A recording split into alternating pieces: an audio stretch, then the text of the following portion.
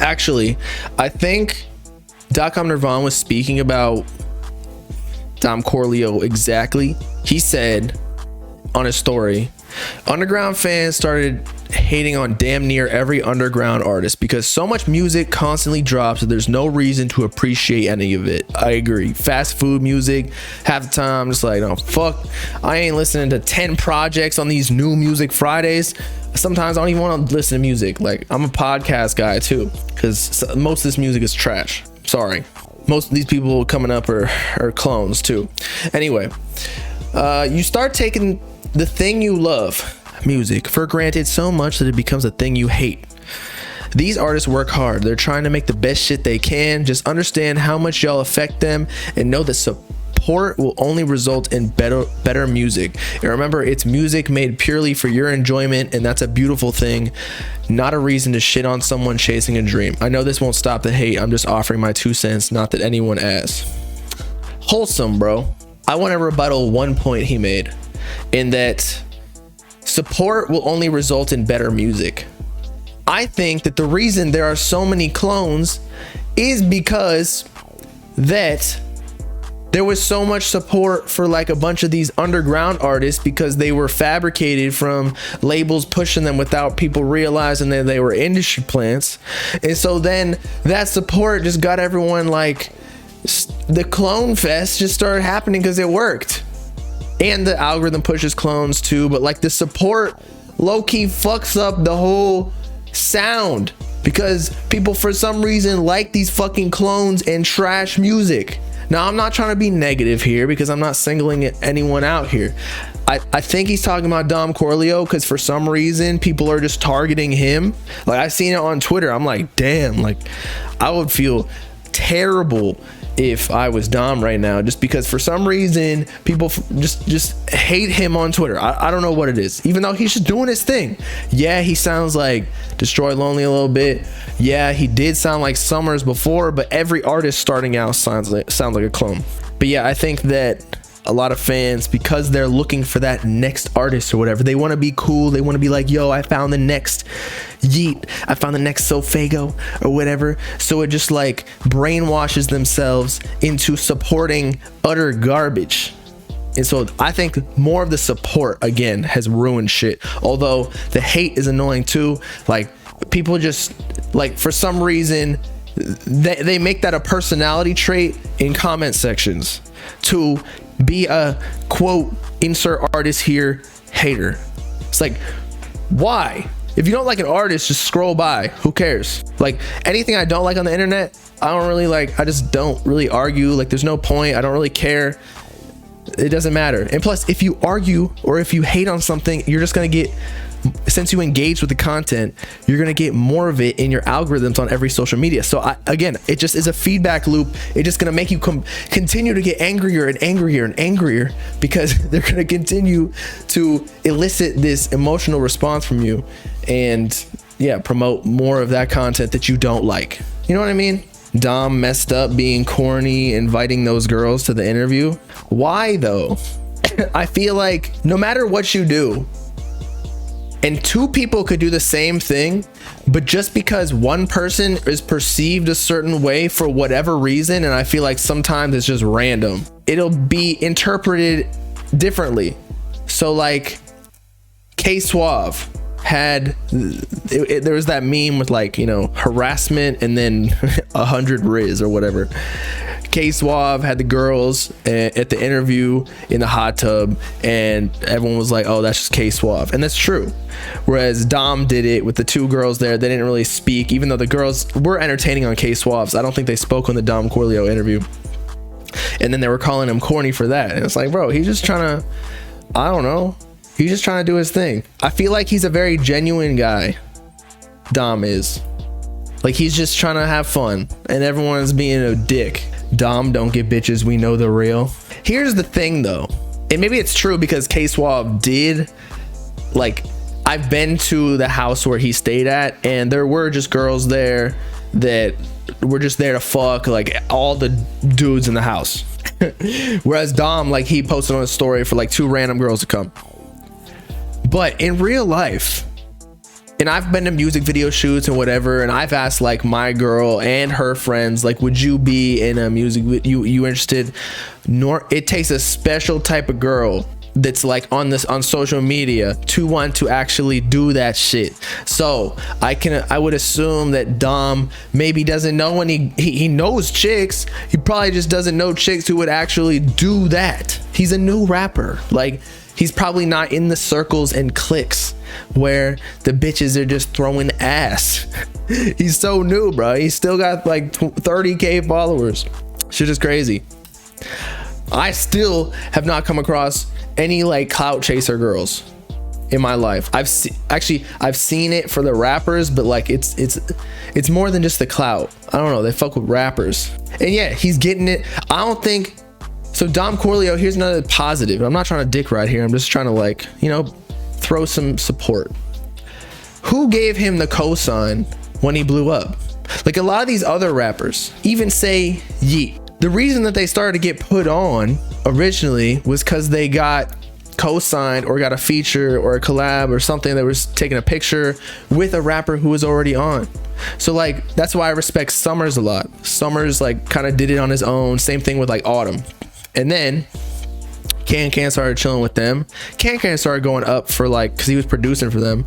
Can started going up for being an artist.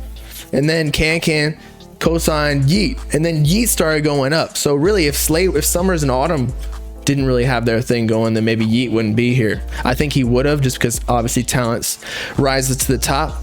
But you get what I'm saying? So Dom, like, nobody gave him the cosign, bro. No one did, and he's here doing numbers. Nobody can say that they made him. Do I think rappers need one? No. Honestly, I think it's better when you don't have a cosign. Like, I'm trying to think of other people who don't have cosigns, like Cochise. He kind of did it on his own. Now, he's not necessarily in this underground culture, but I don't think he wanted to be now. But look how strong his fan base is. Like, he's got a huge TikTok presence. He like got his fans and community already making memes and shit. Just the Republic of Cochise. And the fan base is way stronger. Like, I feel like when you get a cosign, they're fans of the first person more than you. So it's just weaker. You have to like convert them. Whereas if you convert them from the get-go, like, you're on your own island. You don't have to share your fans with anybody else. Sofago. I don't think Sofago had a cosign at the beginning either. That's a good reason why he started coming up. And like, I don't think he's associated with anybody but his own crew, which again, I believe is a good thing. But then there are other cases like, let's see, like Uzi came up by himself, although, you know, Don Cannon and DJ Drama helped him. But like crew wise, he really only associated himself with like Cardi, I guess, and the up and comers. Let's see, Trippy was like with 6ix9ine. Playboy Cardi was like ASAP. He had a lot of cosigns actually. He just went up the ladder consistently, and now he's at the top and don't fuck with anybody. Uzi, Travis, and Trippy co-signed Fago, yes, but I'm talking about like what was necessary for their blow up. I feel like Sofago dropped off the map, and then that's what was blowing up organically. It wasn't really like Travis Scott co-signed him after that and started talking to him about signing, and then I think Kourtney Kardashian was playing his music or whatever. But like, what was imperative to the blow up? Like, Cochise now has all of the cosigns from like Trippy and whatever, but when he was blowing up with Hatchback and Redhead Freestyle, it like he was on his own. Juice did it by himself. Did he? Juice, yes, although he had the Internet Money cosign. But I feel like Nick Mira also, you're right. I think Juice did it on his own. He was obviously working with Nick Mira, but I don't think Nick Mira was as big of a producer or Internet Money producer collective or company or label. They weren't that big until Juice WRLD. That was really like their break, in my opinion, at least. I wasn't too aware of them before that. Fago didn't have a cosign until he got on, but I'd say his Slay World beef helped propel his career in the scene. Yeah, I agree. For sure. But like, the fact that he was beefing with Slay World and like him and Summers had like the back and forth, and he won, like, because he killed him lyrically. Like that means that he already kind of made it in the underground scene by himself, and the fact that he was going against like a whole crew and now they fuck with him, or I don't know, maybe they don't, that he did it without a cosign. But you're right, like the beef with Slay World was kind of a cosign, but I feel like a lot of people knew about him, but Slay World was bigger. Also actually Sofago and Summers and all of them got cosigns from Lil Tecca because they got produced by Tecca, and that's like Tecca's version of a cosign, because when you get a feature from Tecca, like that's kind of like the next level. Like you gotta pay for that shit, because that'll blow you up even more. And you got to be selective with your cosigns when you're a bigger artist, because you don't want to, like, if you give a cosign and then it flops, like your influence kind of like goes down. You got to be selective with it on the next one. Like they won't trust you as much because it just didn't work. Like Drake, a lot of people say like the Drake cosign don't really matter because he gives out so many cosigns and some of them don't work, and so they don't trust it. Whereas Cardi, and now this transitions us into like Ken Carson, Destroy Lonely, like both of them are on simply because of Cardi. And as we were discussing before, is it a good thing that they got the cosign to be put on Ken and Destroy Lonely? Time will tell. Although I think Destroy Lonely doing his thing, like I guess all that really matters is like once you get the cosign, is the product good? And Destroy Lonely's album went crazy on TikTok, doing well numbers wise, just overall. It was a solid project in my opinion, quality wise. Ken got Project X and Teen X Relapse that were solid projects. Although X, you know how I feel, but we don't got to discuss that. And that's why. Although I feel like Cardi, even if he had a trash ass artist, in chat, let me know if Cardi had a trash artist, would people still fuck with them? Because I feel like they would, no matter what. If you get them with like good producers, like the beats fire and they're just like kind of mumbling on that shit, like people would still fuck with it. I swear.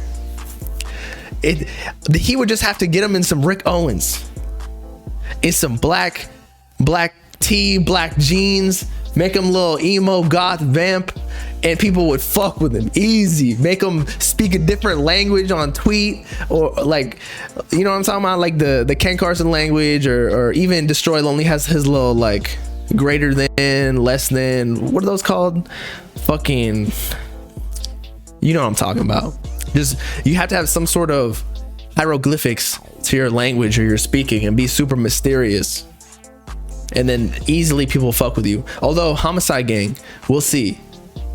I don't know. I think Homicide Gang is signed to Opium actually. Are they doing well? I think they are, but they're definitely not doing as well as Destroy Lonely and Ken Carson, because they are a group. And I feel like groups, although we've had Migos and others that were successful, but Migos I feel like was like the most successful group, at least in the recent era. RIP to Takeoff. Most of the time groups, just like with collab tapes, don't do as well as singular artists. That's why I feel like singular groups split off eventually. There's more money in being your own thing.